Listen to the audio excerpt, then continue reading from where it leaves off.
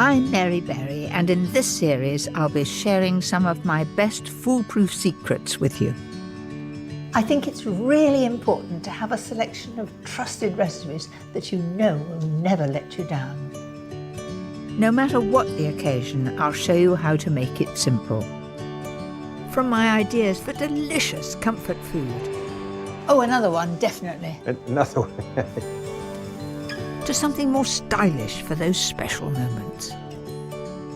And dishes for those days when you just want to show off. There's absolutely no calories in here whatsoever. Today, it's scrumptious goodies to thrill the family. Oh, thank you very much, a spoon.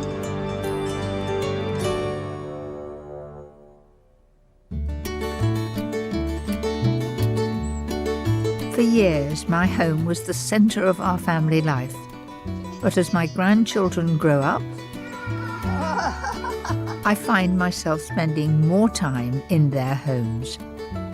Family is key to Mum. She has always instilled that with us. You pick the top ones, I'll pick the bottom ones. How about that? Okay. There we are. And it's come through the generations, so yes. Isn't that what life's all about? For your first time with sweet peas, you've done very well. I've had a good teacher. Today, I want to show you how to make foolproof recipes that keep my family coming back for more. A delicious pie that's perfect to make ahead. A salad that pleases even the fussiest of eaters. Golden sweet treats that never fail. A foolproof Sunday lunch that the whole family will love, with a Cheats ice cream and a secret that's guaranteed to please. But first, a simple and easy bread that everyone can muck in with.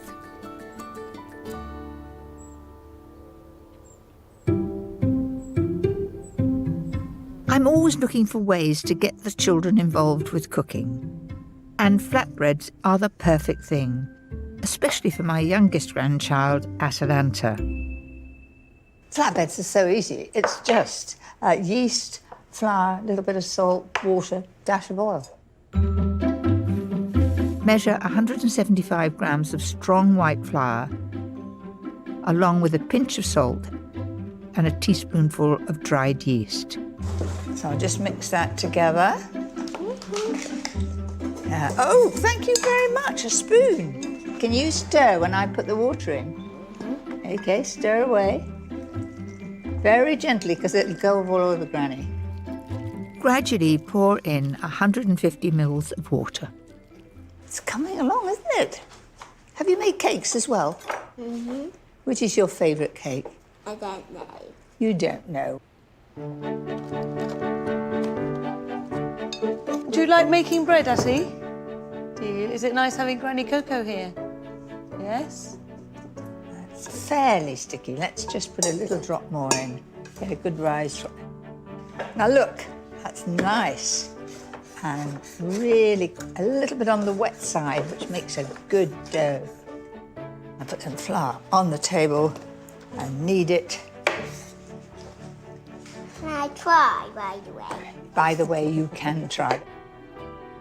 A good trick is to flour your hands first. Rub your hands together. That's it. Now, would you like to knead this one? There you are. Off you go. When I was a little girl, I used to sit here just like you, and my mummy, who is Granny, used to make pizzas with me and bread and biscuits. Can we have some more flour for us? Yes, Atalanta. Now your hands. Rub your hands. Wait a minute. Rub your hands together like that. Granny's got a magic way of doing it. To make these flatbreads extra special, we're mixing in some parsley and basil.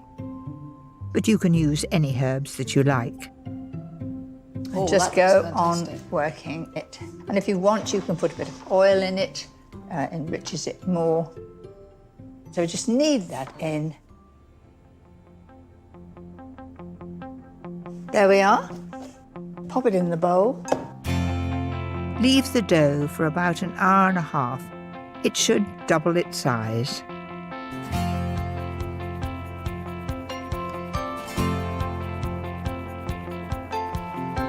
Flatbreads are so much fun for a family outdoor adventure. Everyone can make their own.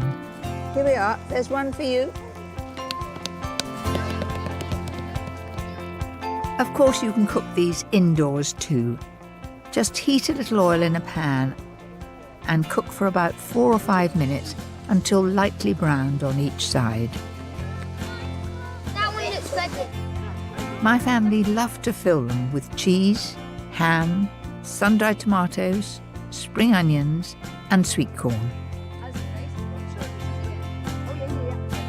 The flatbreads are delicious. They're so crispy on the outside, and the idea of splitting them in half and packing as much as you can get in, I think they're really enjoying it. That's the best thing I've had all day. What do you think about it, crew? Very nice. I've been cooking with my granddaughters, Abby and Grace, since they were small. This delicious chicken pie is perfect for their more experienced hands. So let's get on with it. The first thing we've got to do is to cook the chicken itself. You need to poach 6 skinless legs in 300 mils of chicken stock and 200 mils of white wine. It's no good saying use leftover white wine because there's never any left in our house, especially when your mummy and I are together. Season, add a chopped head of celery and a few bay leaves. On with the lid. And cook at 140 fan for about 30 to 35 minutes. Let's have a look. Now that should come away from the bone. There you are, it's pulling off very nicely. Strain the stock, then it's time to make the unctuous pie sauce. Fry 7 slices of smoked back bacon in a dry, non-stick pan. And that will all add flavour to the sauce. Smoky. Smoky, does it smell of breakfast? Yeah. When the bacon is nice and crisp, add a large chopped onion and cook until soft. Thicken with a good knob of butter and 60 grams of plain flour. The secret for a smooth sauce is to sprinkle it in so all the bacon and the onion is really well coated. Go on stirring till you can't see any flecks of flour. Then we add the stock. That's it. And don't add the rest of the sauce until it's one thick consistency.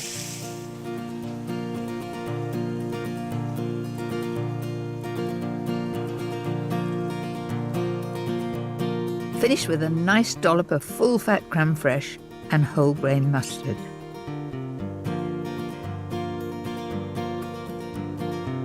Pick the chicken off the bone and add along with the celery.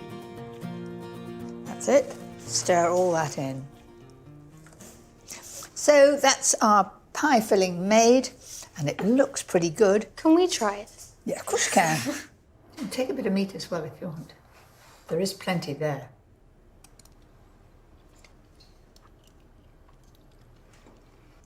It's really good. Now for the spectacular lattice pie lid. Don't let it scare you. Here's the way to do it. Cut 2 sheets of puff pastry into 3-centimetre ribbons. Abby and Grace are being very meticulous and measuring it exactly. Lay half of them lengthways onto a circular sheet of baking parchment, slightly larger than your pie dish. The one thing that they have to do is get them very close together, because otherwise the sauce from the chicken will bubble up through the holes and it won't look beautiful. Now take another strip and carefully weave it through horizontally. Next, fold back all of the strips that were lying underneath. Lay the next strip across, fold back over. And repeat with the rest of the pastry. This really is like weaving a basket, isn't it?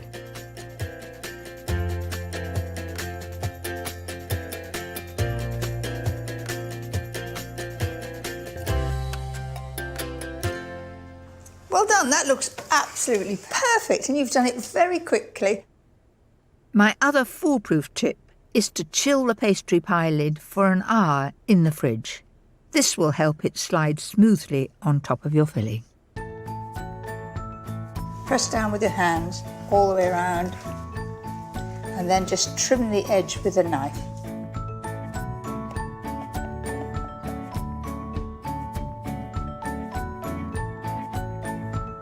Do you feel proud of that, girls? Yeah.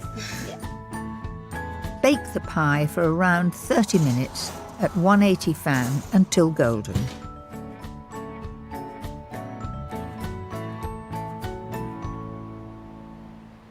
Oh, it's a good colour, isn't it? Lovely. Right. Don't want to drop it, it's very precious. There we are. So what do you think of that? It looks delicious. I can't wait to eat it. Good. There we are. So we just pop that there. And then take some of this chicken. It smells so yummy.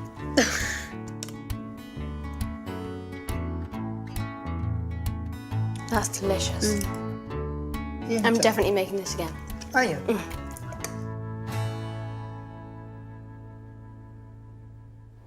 Do you like them as black as that? Sometimes my family prefers something light and scrumptious. And the one dish they always request is my delicious tuna salad. My salad is sort of first cousin to a niçoise salad. There are certain things that I absolutely love, and they're avocados. I'm putting those in. And I've got a wonderful lemon mustard dressing too, which is something that goes so well with tuna. Everybody loves crunchy croutons, and I like to make my own. I don't like them too big. I think the smaller ones are nice. Also, you get more crisp edges. My secret to making sure they always work is to pop them into a polythene bag with some olive oil. Just drizzle it over. Good pinch of seasoning and a good old shake.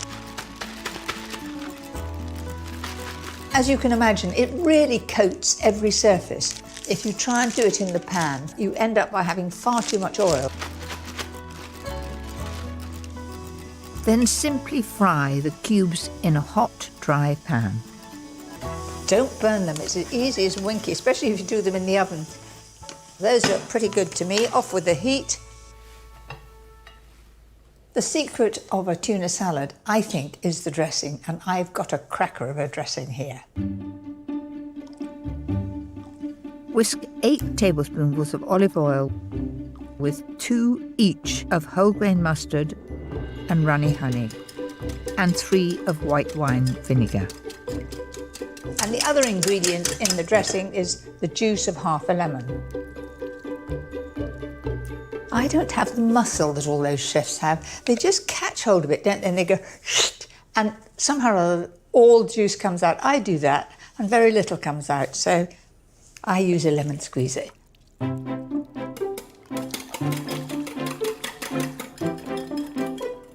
Pour half of the dressing over 250 grams of freshly boiled new potatoes. It's a really good tip I learned in France to toss the potatoes in the dressing. They absorb it while they're warm. Then when you add them to the salad, they'll be full of flavour right down to the middle. I like to serve this salad on a nice big sharing platter with blanched green beans, tomatoes, and a couple of chopped avocados tossed in lemon juice to keep the colour. I think they look lovely, these potatoes. They're lovely with the dressing. Don't be stingy with the tuna. A couple of tins should do it, and the children will love it. Finish with 3 hard-boiled eggs. And that's that lovely mustard dressing. I think that's just the right thing for Saturday lunch. Perfect.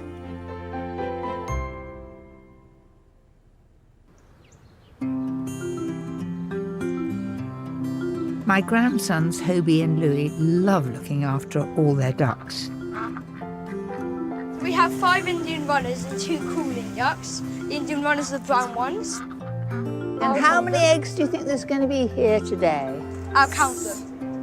There's 2. 1, 2. Right. But now and again I can drag them into the kitchen. We've got 8 now. 8 now. Well, come on, we'll take them back to Mum. Especially when it's a recipe that will satisfy their sweet tooth. My coconut and cranberry energy bars. Let's get cracking. Heat 100 grams of syrup. What are we up to, Hobie? 95. 100. Well done. With 200 grams each of light muscovado, sugar and butter. It's melted. Can you get that big bowl there? And I'm just going to pour all those ingredients in there because it's easier to mix in a cold bowl. It looks Yummy. Add 150 grams of porridge oats and 100 grams each of puffed rice and sultanas. Now I've got some ingredients here which you might not know what they are. What do you think that is? You taste it.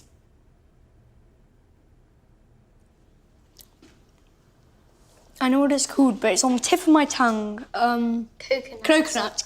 Well done. It's Well coconut. done. That's coconut. So we've got 50 grams of coconut. Pop that in. And then those. Some people grow this plant and it grows rather tall and it's yellow. Is it poisonous? No, otherwise I wouldn't be putting it in. Sunflower. Well done. It's a Sunflower. sunflower. Now just taste one of those so you remember what it is. So put sunflower seeds in. You'll need about 50 grams along with the same amount of dried cranberries and then give it all a good mix. Well, no, we don't mind about that. That We'll could be- have gone better. there's plenty of people to taste it. These are fail-safe if you follow the next couple of tips. It's important to compress it so that all the air is out, so that when we cut it into squares, it doesn't all fall apart. Also, chill the mixture for at least an hour, Voila! and it will make slicing so much easier.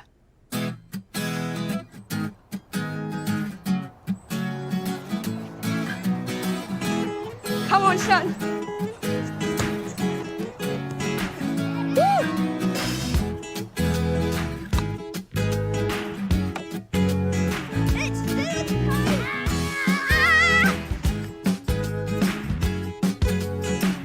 There, we've got a wonderful batch of my cranberry and coconut energy bars.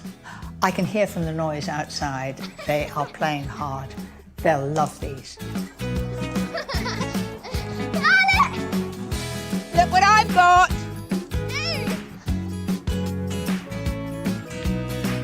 There we are. Come on, Ashley, you come next door. Should we say girls first? Ashley, I think you could make these. It's usual to take the one nearest to you. What do you think it tastes like? Coconut. That's right. Really yummy and there's really nice raisins. I've gone. All gone.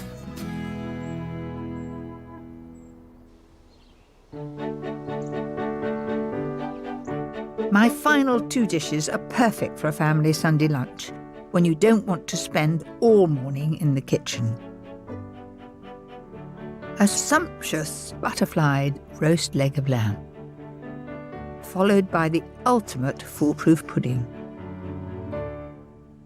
So here is my boned leg of lamb. Now at the moment it looks like a leg, but when you open it up and you take out the 2 bones, It vaguely looks like a butterfly. But what if you've got real lean meat inside, and when you marinate it, then roast it, you just take slices, so easy to carve. To feed my family, I'm using 2.5 kilos. What makes this dish so special is the delicious lemony marinade. Roughly bash 4 cloves of garlic and chop up 2 preserved lemons. Preserved lemons, very popular in North African cooking, and they really do instill a wonderful flavour. Next, take 4 tablespoons of roughly chopped fresh thyme. So I'm just going to open up that meat, and I want maximum flavour. If you just take some of the garlic and rub that all over, leaving some of it, and leaving some of the lemons over there like that, some of the thyme. Now, I'm not going to put any salt on that at this stage, but I will put just a little bit of pepper. That's it. Then I'm going to close that up, put it in the bag, and then add the other ingredients right down there. The reason for not putting the salt in with the meat, if I put the salt in, it will bring the natural juices of the meat out, and I'll get far too much bleeding in the bag. Add the rest of the preserved lemon mix, along with 4 tablespoons of olive oil and 1 of runny honey. If you get that sort of honey all over the skin with the marinade as I turn it, when we flatten it out to roast it, it just gives a film of honey on the top, and it means that that skin, when it's roasting, will become beautifully crispy brown. So make sure it goes all the way around.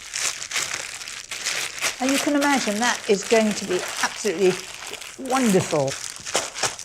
So that is now going into the fridge, ideally overnight, if not 2 or 3 hours.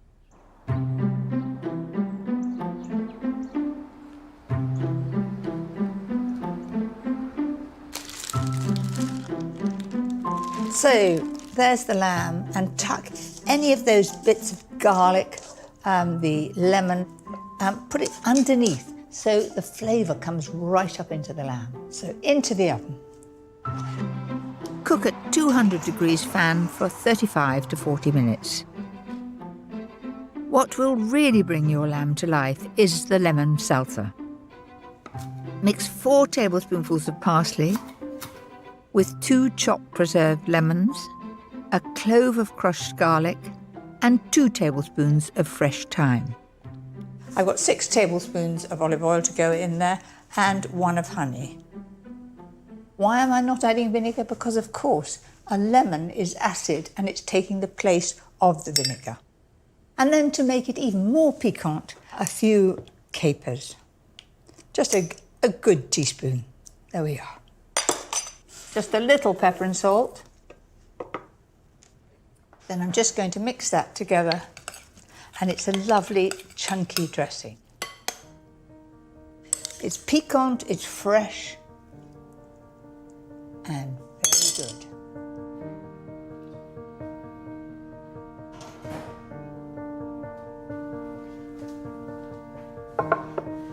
That looks magnificent. Cover with foil, leave to rest for 10 minutes. This will keep the meat juicy and tender and make it easier to carve. So remember, this had 35 minutes and it is pink in the middle, but another 5 or 10 minutes in the oven, it would all have been well cooked, so just up to you.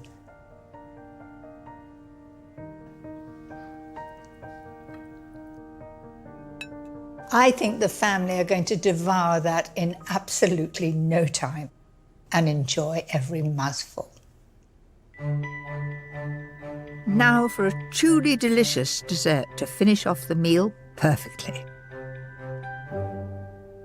My family simply love ice cream. They'll have it at any time of the day, and this one is dreamy and simply scrumptious. But good news, it's incredibly easy to make. The honeycomb is nothing to be scared of. Add 4 tablespoons of golden syrup and 150 grams of caster sugar to a deep saucepan. and place on a low heat. Then I need to stir that and just do it very carefully until the sugar has dissolved. You'll know when it's done when there's no grit at the bottom. Now allow the mixture to bubble until it turns a golden caramel colour.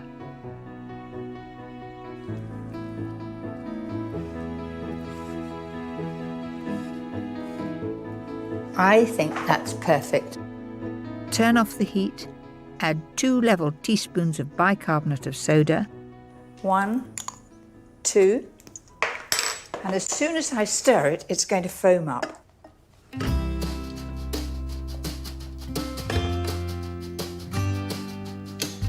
That's it.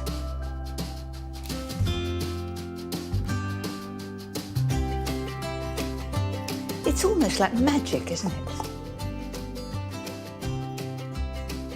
Don't be tempted to touch it. It is burning, burning hot. While the honeycomb cools, you can get on with making the ice cream. And you don't even need a machine to do it. Whisk 600 ml of double cream to soft peaks. Then add 1 tin of condensed milk. When I was young, we had a den, and if we could get hold of a tube of condensed milk and some bread, we used to make sandwiches of it, and it seems heaven to us. I don't exactly fancy it now. If this isn't foolproof, I don't know what is. So, so easy. Now for the fun bit. Quite easy, wasn't it?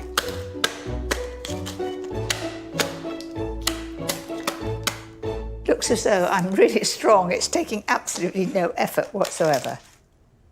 Set 1/3 of the honeycomb aside and fold the rest in.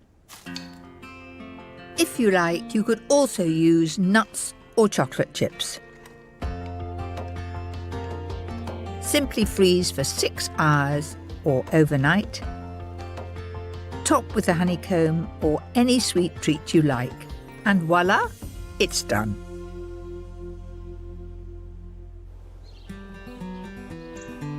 How's your appetite? So there you go, foolproof recipes to cook for the whole family, time and time again. Louis, what do you think about the lamb? It's very good and very tender. There's none on his plate, so he must have liked it. Guess what's for pudding? Hokey pokey ice cream. Correct.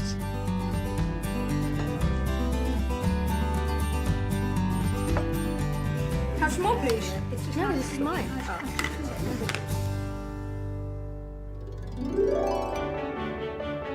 Next time, it's my foolproof recipes for busy days. Maybe I should have chosen a bigger spoon. It really is absolutely delicious.